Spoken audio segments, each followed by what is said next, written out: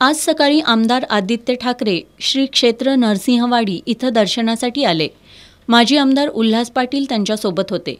जिल्हाप्रमुख वैभव उगळे यांनी त्यांचं स्वागत केलं, तर महिला आघाडीच्या पदाधिकाऱ्यांनी त्यांचं औक्षण केलं.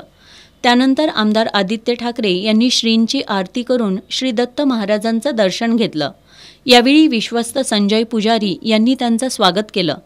यावेळी आमदार अपात्रता प्रकरणाबद्दल विचारणा केली असता त्यांनी मी मंदिरात आलोय, राजकारणावर बोलणार नाही असं सांगत माध्यमांशी बोलणं टाळलं.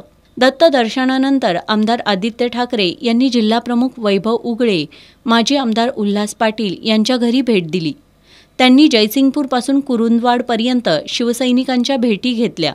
यावेळी प्रतीक धनवडे, शिवसेना महिला आघाडी जिल्हाप्रमुख मंगल चव्हाण, वैशाली जुगळे, तालुकाध्यक्षा साजिदा घोरी, युवराज घोरपडे, गणेश सुतार, मिलिंद गोरे, संदीप हजारे, संकेत मगदुम आदी शिवसैनिक उपस्थित होते.